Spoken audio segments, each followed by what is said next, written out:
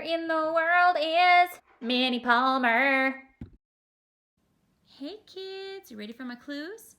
Number 1, you can cross a mighty river. Number 2, I can climb a tall fire tower if I wasn't afraid of heights. And number 3, I could camp if I wanted to. Good luck.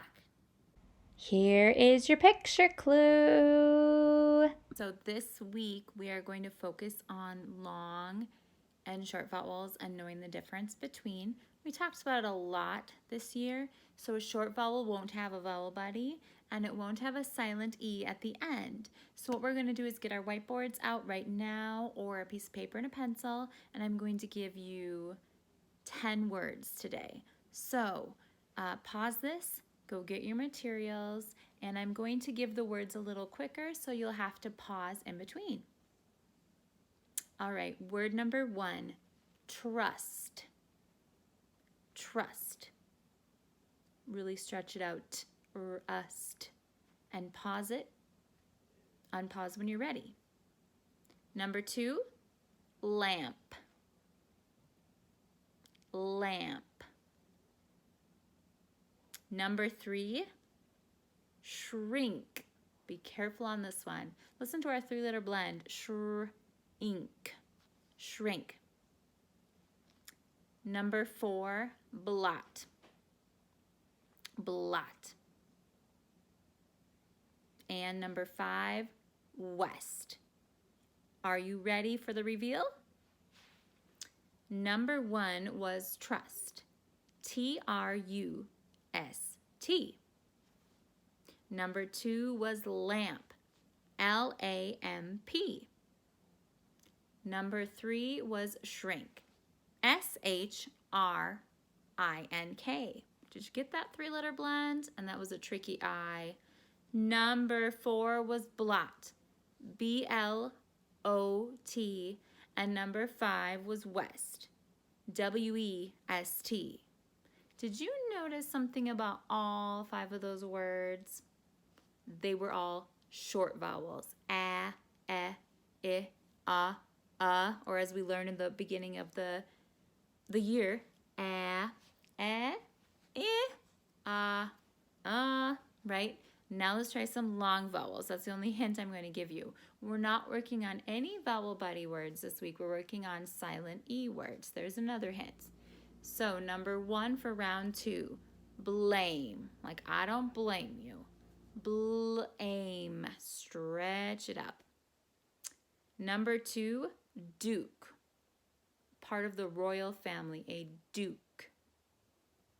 Number 8, drove. She drove the tractor. Drove. Number 3, drove. She drove the tractor. Drove. Number 4, broke. It broke in half. Broke. And number 5, eve. Like Christmas Eve. Pause the video, make sure before I'm about to reveal. Number 1 was blame. Blame. How'd you do? Number 2 was duke. Duke. We knew it couldn't be CE because CE, CI, CY. Number 3, drove. DROVE. Number 4, broke. BROKE. And the last word today, eve. EVE. How'd you do?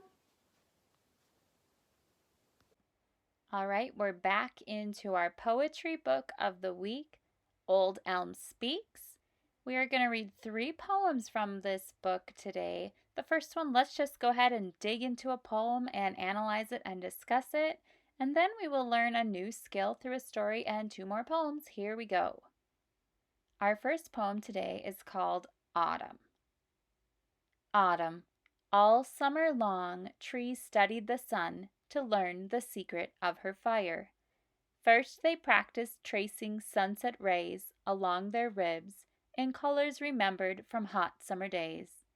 Now their chants on center stage, they rage yellow, gold, red, setting the hills ablaze. All right, let's talk about this poem. So now I want to analyze that poem. So what role does the sun play for the trees? It's asking, what does the sun do for the trees in this book? So let's take a peek at the first stanza. So we see it says, all summer long, trees studied the sun to learn the secret of her fire. So they're watching her and learning her color. And then it says they practiced tracing sunset rays along their ribs in colors remembered from hot summer days. So that's telling me that they are showing the colors yellow, orange, red, the colors we associate with hot. The next question is, what do the words center stage make you think of? So let's peek at that last stanza of the poem.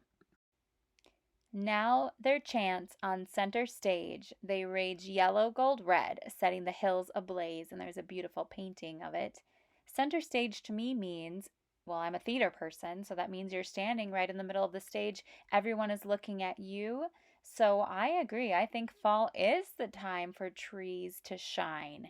And so that's my thinking that I would put on the bottom of that worksheet if we were doing it in class. The trees show their beauty in the fall. All right, let's learn about a new skill, onomatopoeia. I'm going to say that word again because it's a big one. Onomatopoeia, a silent T. It's a word that imitates a sound it makes. Here's some examples. Pop, her gum is popped. Boom, like thunder. Flash, like the camera. And thud. I bet you can think of a couple more. Pause the video and try to think of a few more onomatopoeias at home. All right, I hope you were able to think of a few more. I'm going to read you a story from Epic, full of them right now. Here we go. All right, our book today is from Epic. It's called Cock-a-doodle-doo, Creak, Pop, Pop, Moo, and it goes great with our onomatopoeia lesson because this is full of sound words. So as I read it, I'll point out a couple, but just see if you can count how many there are. Here we go. Rooster crows, cock-a-doodle-doo. Wake up, girls, and little boys too. Old stairs creak, come fast as you can. Ham pop pops in the frying pan. So we've got creak, and we've got pop pop, and this is even a rhyming book like a lot of poems do. Cows all moo in the milking shed. Cluck, cluck, cluck, hens are being fed. Sparrows sing, chirp, chip, chip, chip. Mill wheel turns, drip, drip, drop, drip. Tap, tap, tap, Papa shoes the mare. Peep, peep, chicks running here and there. So why do authors put in sound words, onomatopoeia? It makes the stories more exciting and you're able to visualize or picture it better. Horses haul, clap, clip, clap, clap. Chains rattle, kids riding on top. Breezes swish through fields of wheat. Clang, clang, clang, it's time to eat. Knives and forks clatter, clink, clink, clink. Splash, the pump fills up the sink. Yip, yip, yip, pups play in the yard. Buzz, buzz, buzz, bees are working hard. Cows smack, smack, all chewing their cud. Pigs grunt, grunt in the nice, cool mud. Scrape, scrape, scritch, scrape garden hoe. Caw, caw, caw, cries the coal-black crow. Whack, the boys are splitting wood. Dink, dink, dink, cows come as they should. Squeak, squeak, squeak, rocks the rocking chair. Crickets chirp in the night somewhere. Grandma knits with a click, clack, clicks. Clock keeps time with tick-tock ticks. Old stairs creak going up to beds. Sniff, sniff, sniff, mice peek out heads. Owl calls out, hoo-hoo, hoo-hoo. Good night, boys and little girls too. What a great book to show sound words. Let's check out some poems now. Back to Old Elm Speaks. This poem is Miss Willow. Miss Willow. I was spending a delicious spring afternoon trailing my slim green leaves in the still cool waters, gazing at my loveliness, such elegance, such perfection, when along came a heron who landed in the middle of my glorious reflection. Splash! There comes the onomatopoeia at the end of the story. Splash, the heron ruining the willow's quiet day. Our next poem with onomatopoeia is called Storm. Storm. Last night, wind howled, lightning cracked. Before the thunder's boom, we heard a crash. Our tallest tree had snapped and lay across the lawn, a schooner's mast tossed by wild waves in an ocean of grass.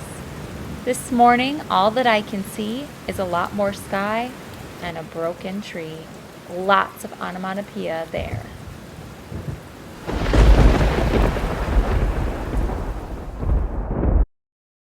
Before we go today, I wanted to show you one of the assignments on your assignment sheet.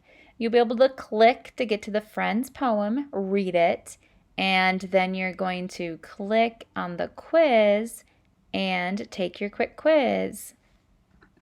The quiz questions are on the bottom, so you could just number a paper 1 through 5 and answer them, or answer them online, and also draw what this poem makes you picture. Thank you. Have a great day.